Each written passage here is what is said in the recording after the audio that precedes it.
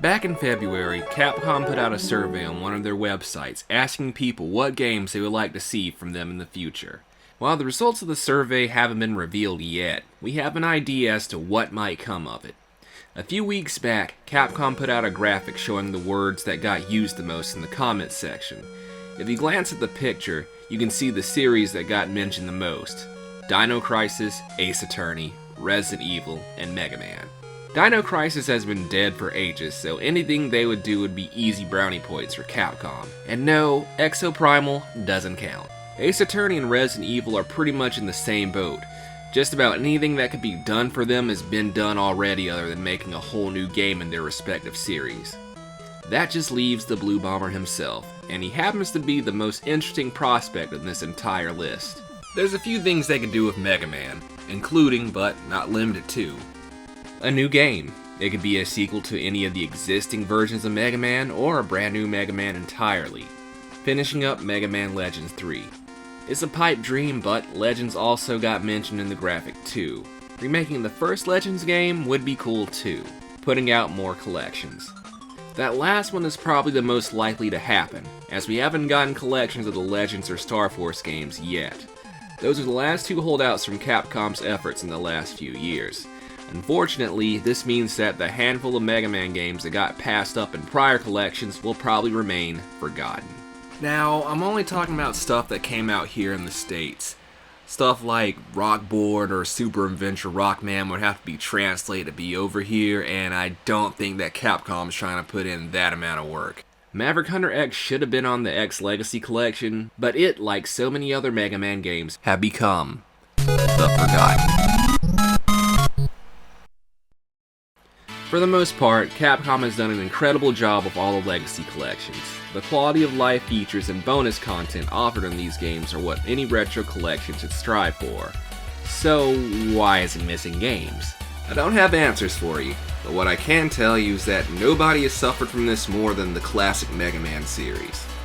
Yep, he's the one who started all of this. The first 8 games were collected previously back on the PlayStation 2, Xbox, and the GameCube.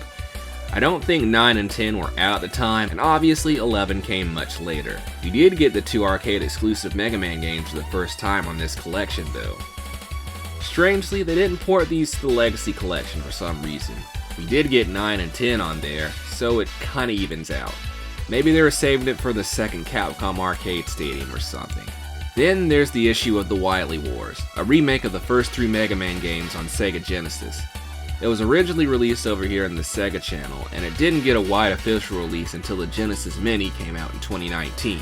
Outside of graphical and audio differences, it's just Mega Man 1 through 3 with a cool final boss section that you can unlock after beating all 3 games. I guess having a collection inside a collection would be a bit redundant. If you want to play it today, legit, then all you have to do is just either buy a reproduction card or play it on the Nintendo Switch Online Genesis expansion pack. So, those games are missing, sure, but they're still playable on modern hardware. What about the stuff that's not? What about the 5 other Mega Man games on the fucking Game Boy? Yeah, there is an entire sub-series of Mega Man games on the OG Game Boy. They are weird as fuck, and most of them are remixed versions of the NES games. You start off by fighting 4 Robot Masters, then you get to Wily's Castle where you'll face 4 more Robot Masters from a different game. For example, in the first game you start off with the guys from Mega Man 1 on the NES. Then you face 4 of the guys from Mega Man 2 in Wily's Castle. The other games repeat this pattern except for Mega Man 5, which gives you a unique set of bosses called the Star Droids. They're based on the solar system and they're cool as hell. Unfortunately, they never show up again in future games, well, outside of a cameo in Mega Man and Bass. Another unique set of enemies are Quint and the Mega Man Killers. Quint is basically evil alternate future Mega Man on a jackhammer. Anchor, Punk, and Ballad are special robots made by Wily for the sole purpose of killing Mega Man. That's why they're called Mega Man Killers. They are the only ones who reappear as bosses outside their original game. These 5 games almost got ported to the GBA in a collection around the same time as the Anniversary Collection back in the day, so it's not the first time they got shafted. They were on the 3DS eShop too, but that shit's dead now, so that's that. I think I can see why Capcom didn't bother porting these on the Legacy Collection. Outside of a few differences, they were just shrunk down and chopped up versions of the NES games. But on the other hand, so? Like, if you're giving me a collection, give me some weird shit, like Mega Man Soccer. Mega Man Soccer is exactly what it says on the tin. Soccer with Mega Man characters. It plays how you would expect, right up until you start firing off your character's special shot, and then it goes right back to being soccer.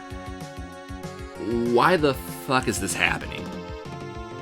I mean, I get it, it makes sense in the universe, Wily is plotting some shit that involves the world's game, but I'm talking about outside of the game. Why didn't Capcom just pull a Mario Kart? Oh, we'll get to that. This could have been on the Anniversary Collection too, damn it, just like Mega Man and Bass. This one baffles me to this day. You can make the arguments about the Game Boy games not being on there and Soccer sticking out like a sore thumb, but Mega Man and Bass not being there is criminal. Basically, you play a Mega Man game where you can play as the Blue Bomber himself or his rival, Bass, who can shoot in multiple angles and double jump.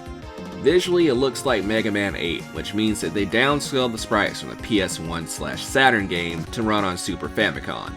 Just like Alpha 2, but without the load times. Round one, fight! We didn't get a Western release of this one until it got ported to the GBA. Perhaps that's why it's not on the Legacy Collection? Everything in the Legacy Collection is based off the original versions of their respective games. If it was going to be on the collection, they would use the Super Famicom version and not the GBA port. This means that they would have to translate it, but if there was one game on there that would be worth that effort, I think it would be Mega Man and Bass. You see, stuff like Rock Board and Super Adventure Rockman are too weird and jank to bother translating. But what happens when you omit a game that already has an English translation? You get Battle and Chase. This is the kart racer. While this never made it to the States, folks in the PAL region got a crack at this one, and it's a mixed bag. Okay, some positives here are the fact that the character art and the models are peak 90s Capcom. Just look at Proto Man. The core concept is neat too, where you can shoot blasts at drivers and obstacles throughout the course of the race. You know, the battle and Battle and Chase. Cars are customizable too, as you can take parts from your opponent's car to add to your car, just like Mega Man can take a Robot Master's weapon. As for the negatives, it doesn't control the best. It controls better than you think, but feels worse than you would hope. It's not unplayable, but if you want a kart racer that controls better on the PS1, just wait 2 more years and you're set. The items are a mystery too, as the manual for the first X collection gives you zero info on what they are and what they do. Oy, better hit up GameFAQs on that one. Then there's the issue of every version outside of Japan removing 3 characters and their voice clips from the game, weakening the presentation. One of the game's main positives. If it ever gets ported, it'll probably be this version again and nothing more.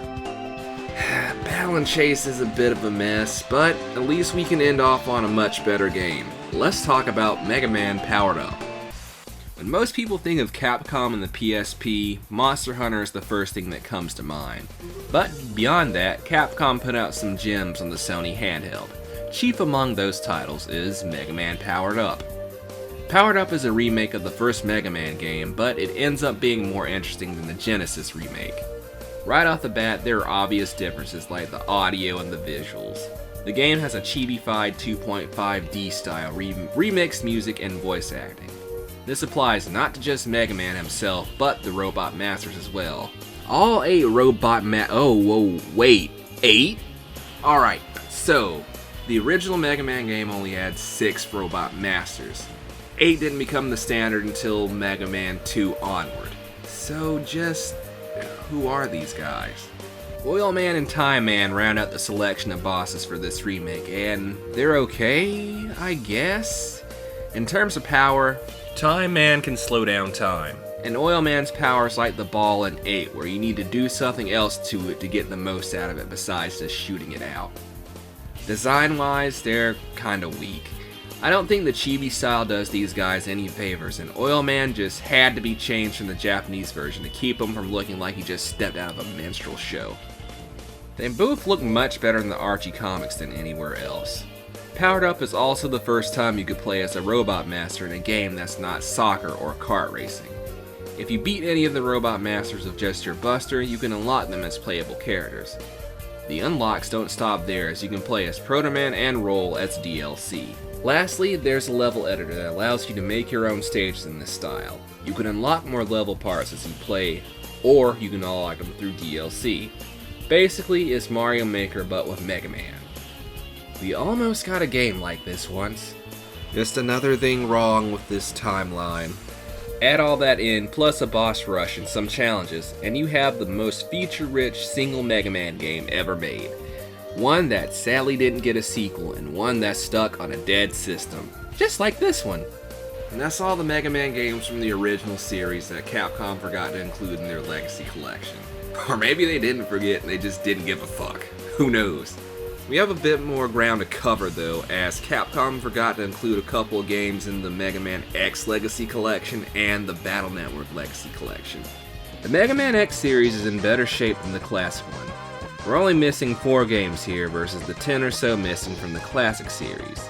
There are some similarities though, like some Game Boy games getting overlooked.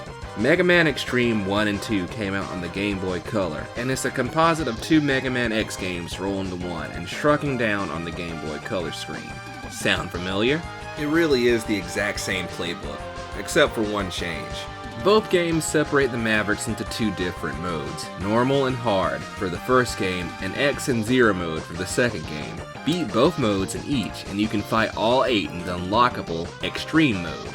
These showed up on the 3DS eShop just like the classic Game Boy Mega Man games, and as such, they're unobtainable outside of emulation. I see no good reason to leave these off the X Legacy Collection. There's no real excuse, but if something as simple as the Game Boy Color games couldn't be included in the Legacy Collection, there is no way in hell Command Mission was gonna get on there. At least, I can make an argument about that. It's because it's an RPG. I didn't say it was a good argument. Command Mission came out in 2004, a packed year for Mega Man as 3 other games across different series came out this same year.